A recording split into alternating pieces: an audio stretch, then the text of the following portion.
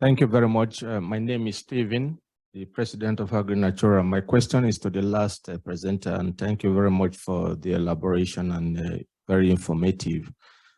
Something that strikes me very cautiously is about the specific indicators or indices. When you talk about certification, what are the specific parameters you use in determining whether certification is an instrument of either instigating agroecological issues or deforestation, something like that? Is it just based on premium price payment to farmers that encourages them, or there are other factors? For example, could that be an issue that farmers will be encouraged to use chemicals or other things that could be very harmful to the environment to be able to meet those requirements in terms of what they are producing to meet the premium market they are targeting? That's just my comment. Thank you. Thank you. Maybe if we have another question to avoid the conversation type. Okay. Thank you. Sandrine Fréguin-Grèche from CIRAD. I have one remark and one question. My first question is related to the question you just asked regarding certification. In the case of many value chain, certification can relate to different kinds of certification. So my question is more, how do you address, or did you try to make an analytical grid to understand the differences between certification to be able to discuss the different issues that you are discussing in your paper? And my remark, I have another remark regarding the presentation of the comparative analysis of beef value chains and governance. I found it very interesting because I understood that you base your analysis in the same analytical grid with which is the one of Cherifi and Al.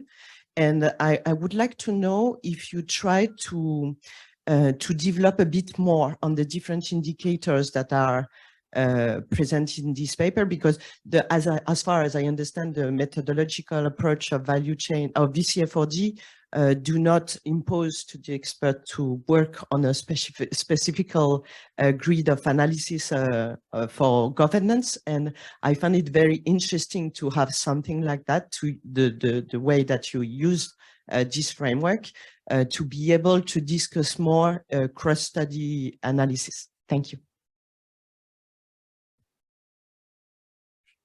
Should I answer right now? Or? Just, do we have a third question, and then we'll make it.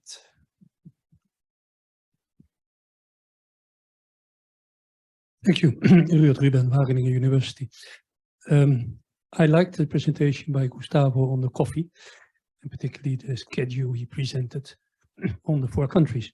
I did 2 of those country studies, and I'm still wondering what are the implications of differences in governance for the technical innovation in the coffee system. In Honduras, the major incentive for improving the quality and the price of coffee were 2. One was organics, and the second one was reducing the heterogeneity in the coffee, make it more homogeneous. I don't know how it works in the other countries, but I think we are forgetting a little bit, and perhaps Gustavo can tell us more about how governance, which is a very global and very a generic concept, how it translates into innovations, the same question that the DG this morning asked us. Okay, thank you. So maybe we start some kind of answering, or not necessarily answering, but dealing with the questions that were raised. Guillaume, you start. There has been Thanks for the 2 questions, and they are clearly connected. Actually, there are many levels to certificate for cocoa certification, but really focus on the main 3 ones. The more dominant one is Rainforest Alliance, UTZ. There is also the fair trade certification schemes, and also the organics. And you're right. They are not only instruments. Just to increase, to give a premium, but there are also mandatory obligations to implement good practices. And sure, these three big standards are differ regarding the importance they grant to some criteria. For instance, the organic, I mean, don't say anything about child labor, if I don't mistake. So it's a bit difficult to expect the organic certification to have an influence on child labor. Unfortunately, I think organic certification is quite present in Nicaragua, if I'm not wrong. The fair trade, for sure, they put a lot of emphasis on decent revenues and the premium that is given to the small producers, while the Rainforest Alliance put more focus, I would say, on environmental issues, even if many criteria, especially regarding definition of forest and forest regulation, are not still satisfactory. So we try to, but all these three certification schemes try to give a premium because of the quality of the cocoa or because the good practices are implemented. I mean, they give a premium depending on the price, whether the price that is, that may vary, but it's no less than €100 per kilo, I would say, for these three, especially for the Rainforest Alliance, I'm more comfortable with. So I think I more or less answer the questions.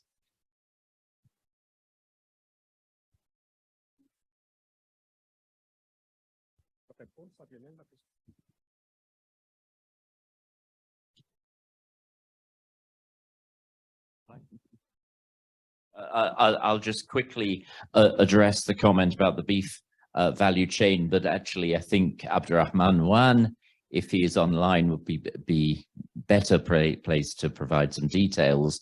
The analysis in the paper tries to go beyond the typology of value chain linkages elaborated by Garefi and other authors.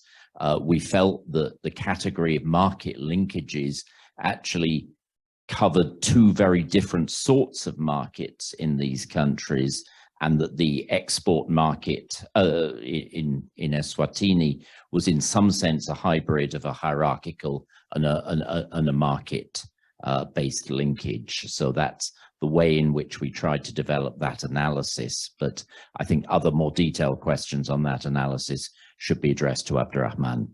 Thanks.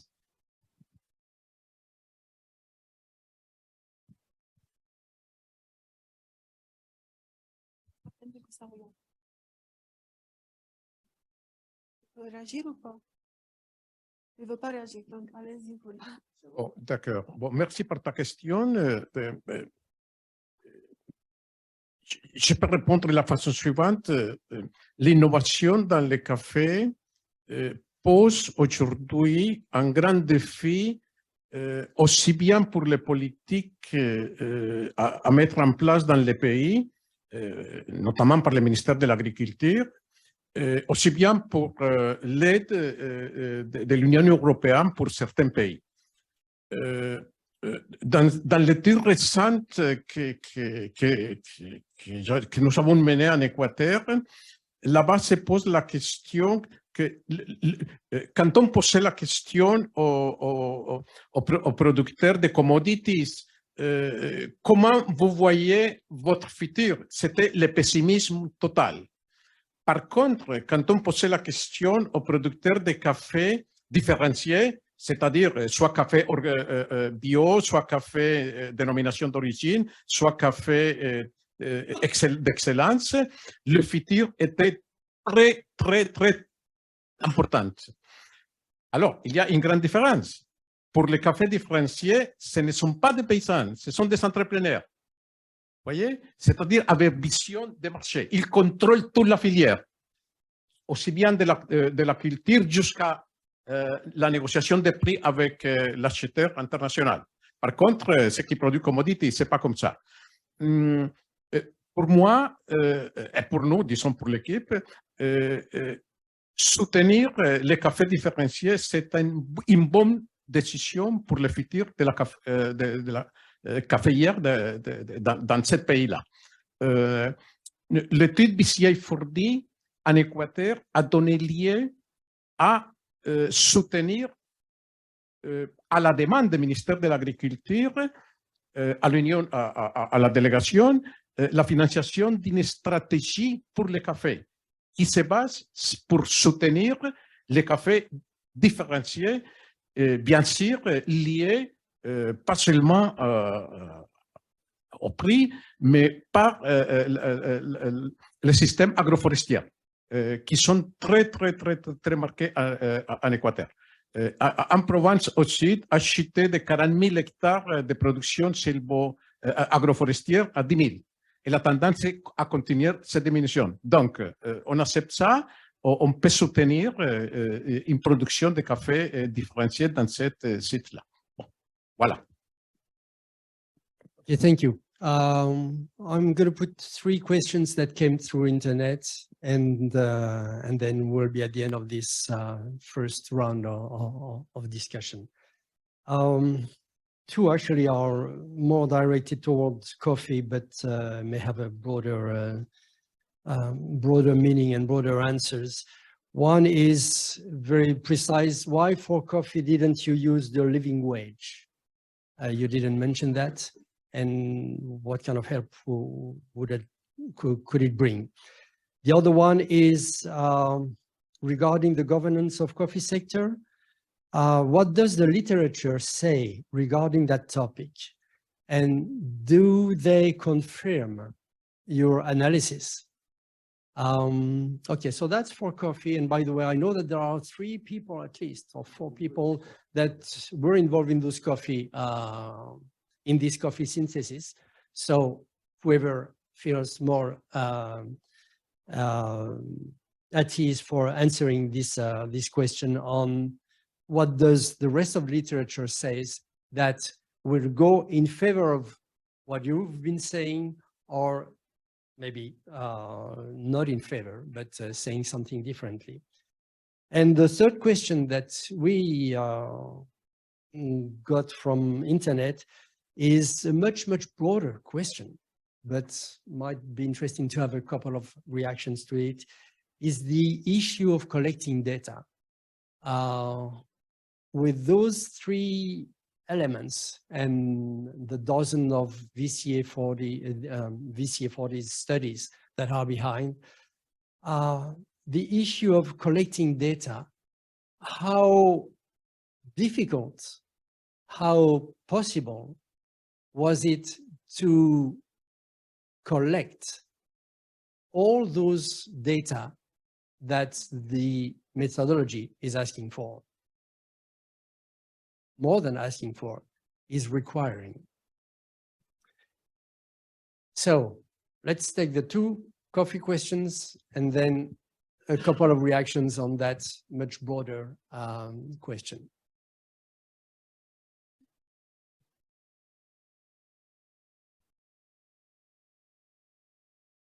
Oh, sorry, I made a mistake.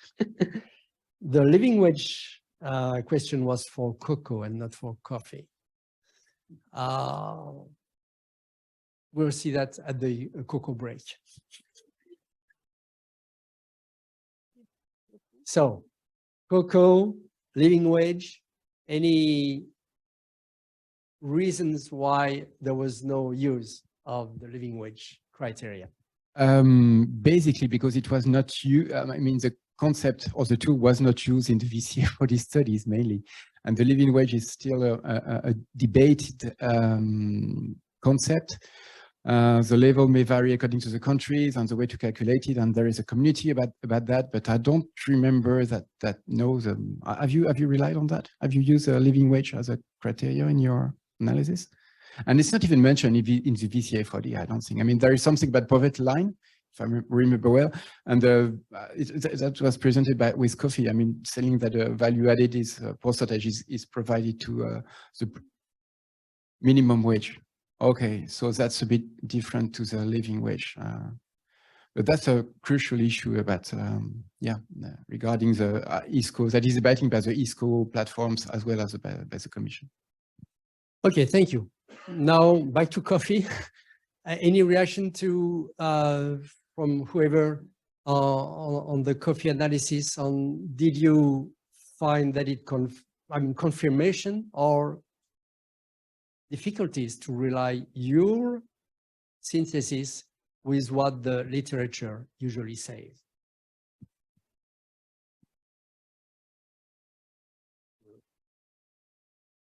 Bon, on peut dire qu'on a fait une révision de la littérature sur la gouvernance. Il n'y a pas spécifiquement de référence sur la gouvernance au café. Il y a la littérature en général pour des chaînes de valeur. Ce qu'on a utilisé, c'est sur la base de la littérature, comment se passe l'analyse de la gouvernance dans les études VCA4D et à partir de là, voir si on peut tirer des conclusions sur la performance économique et l'inclusivité. Je crois que nous sommes très contents d'avoir arrivé à ça, c'est-à-dire que l'analyse que les études VCA4D possibilitent permettre de tirer des conclusions sur la gouvernance et l'importance de la gouvernance sur la performance au niveau économique et au niveau de l'inclusivité. So you see it as complementary. Good.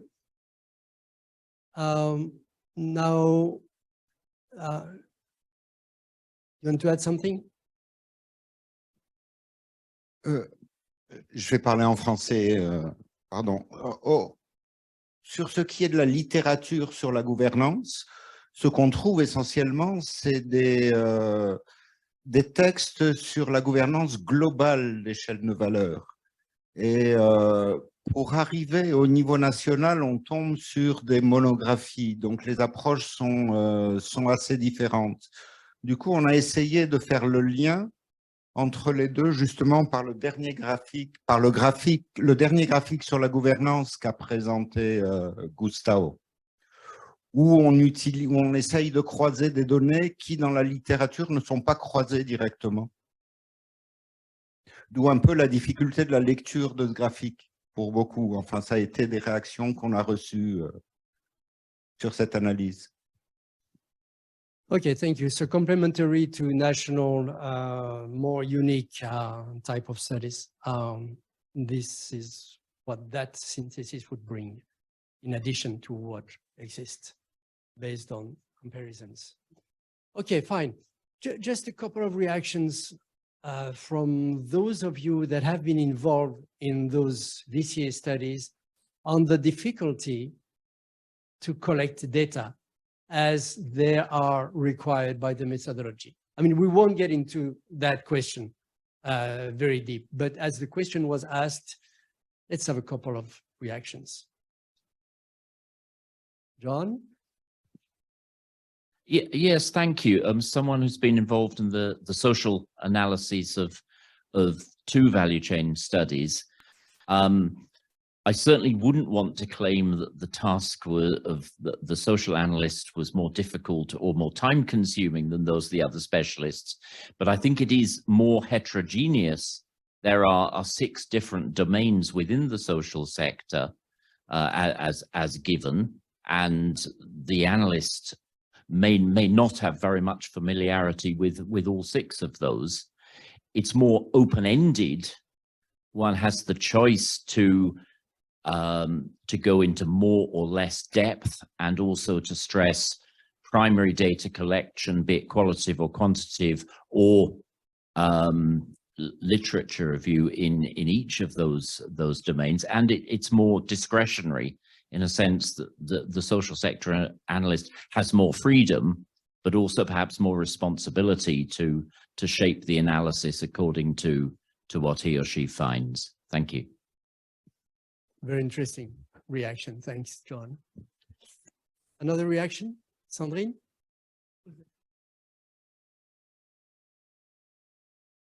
Thank you. I will talk as well as a social analyst.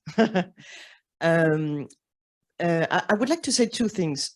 First of all, there is a difficulty from my point of view, and it's going to be an answer to your question regarding certification and minimum wages. In the social profile, to analyze some aspect, it was difficult from my point of view to see the effect of the value chain regarding those aspects. For instance, if I take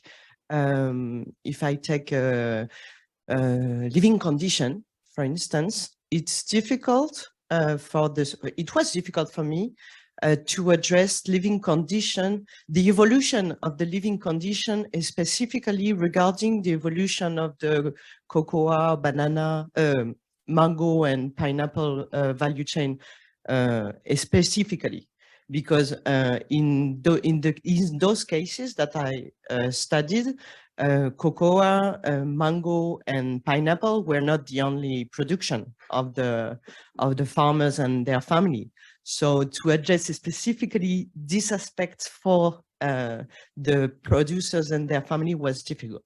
Then I completely agree with what you just said. I mean, you cannot be expert in everything. And in some cases, I would recommend to maybe link the qualitative information with more tangible indicators. For instance, for the living condition or for food security, there are some food security indicators that can be designed that maybe could help the analyst to avoid the bias. So it would be one of some recommendations. Okay, thanks. Great. We'll finish that